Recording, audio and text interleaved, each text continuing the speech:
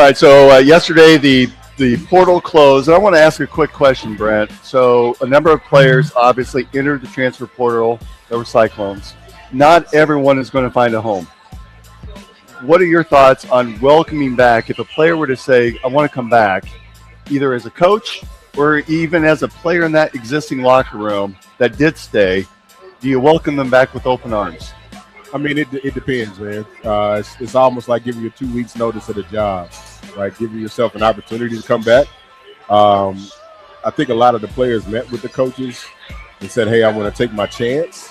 But I think if they left the door open, cool, we'll welcome them back. But if they didn't, and they were just like, if I would stay them out, well, yeah, that door is closed. So, and that's the ugly side of the portal, right? Yeah. Everybody hears all the great stories about signing here and these kids making all of this money, but there's careers ending in the portal too. Kids are going in expecting to get picked up and are not. And then all of a sudden they're sitting at home with mom for a year, or, hoping to come back. And I just watched. They're dropping down a level that they don't want to be at. But even then, like some of those opportunities aren't there either. Because it's tough to go from making $1 million to zero. Now you have to pay for your own cleats, or you get one pair of cleats, for the year, right? So one of my friends sent me a clip of a guy started off at Kentucky, went to another smaller school, maybe in the American League or something like that, and now he's at like Weber State. So you talk about the transition. That portal is good for some, but there's a downside of it. We played against Iowa State. Long story short, I go in. You hear about all these fancy hotels that head coaches get interviewed by ADs, getting on a jet and going here, going to this fancy lounge here. I was interviewed for the head job at Iowa State at Denny's in Madison, Wisconsin. Denny's. That's a true story. 3 hours Gene Smith and I spent together in Denny's in Madison, Wisconsin, and he bought that day. And so anyway, then I came in, interviewed in Ames. He didn't tell me who I was gonna meet with. We went to Dr. Jiski's office, walked into a big meeting room. There was probably 15 to 20 people in there. Gary Thompson, a lot of their great Cyclones, a lot of their great people, distinguished people.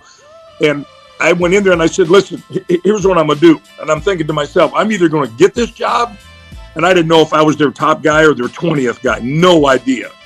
But I went in and I thought to myself, I'm going to be as honest as I possibly can because I've been coaching and recruiting against Iowa State for many years. They're either going to love what I have to say about the future and what we can do, or they're going to run me out of here as fast as they can. Anyway, I thought things went well. Gene flew me back to Madison, didn't say a word, poker face all the way. About another 5-6 days went by. I hadn't heard anything. I'm going about my business, trying to help Wisconsin win another football game. And I got a call from Gene, and he goes, Dan, he said, I want you to answer a question. I said, what's that, Gene? He said, do you have an agent? And I said, no. And he said, well, you sure as hell better get one because I'm going to offer you the head job at Iowa State. Tell her boyfriend to get the fuck out of that relationship right now because that girl's nuts. She's nuts. I say welcome to the world of fucking having to suppress your double standards, you dummy. Well, that's the whole problem. She's not going to. She's just going to make his life miserable is all she's going to do. I mean, I don't necessarily disagree with you, but I mean, come the fuck on. Yeah. Like, I do get it. I think it's human. Like, it's,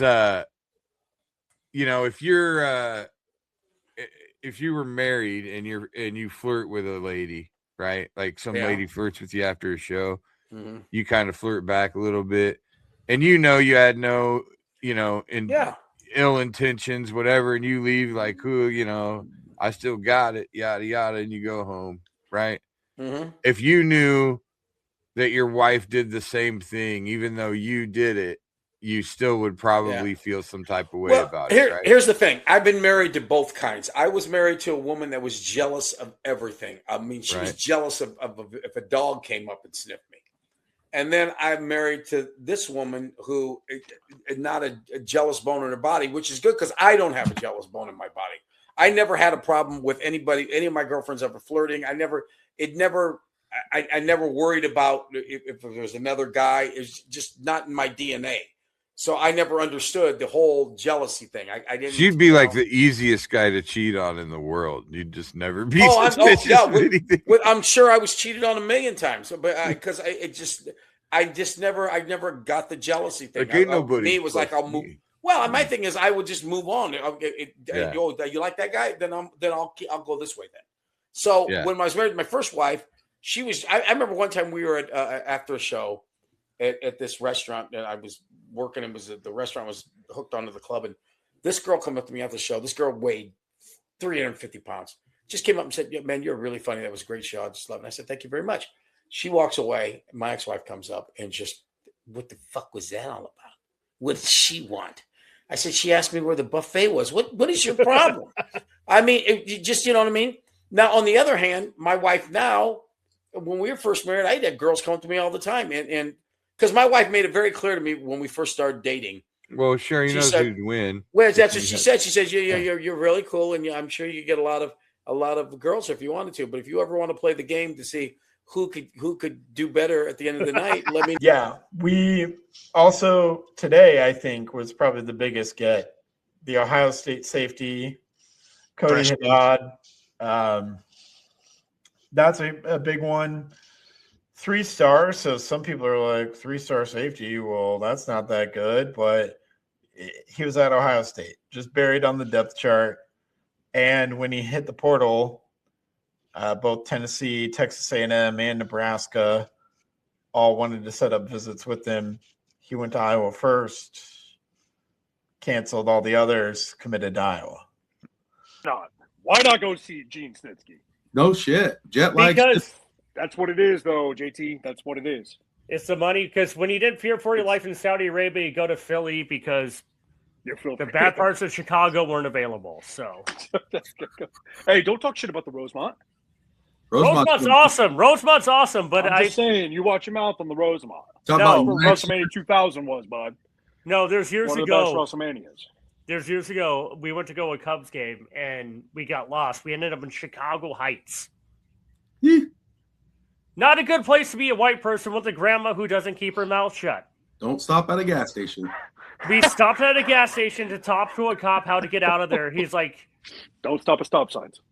He's like, you ride down this road, you take a right, and you get out of here right now. My grandma's like, well, why do these people look like that? Like, grandma, stop. This is the mid-90s. This is even now like, grandma, just shut up. Like, you're an old Irish Catholic woman. You can't be talking right now. We don't want to die.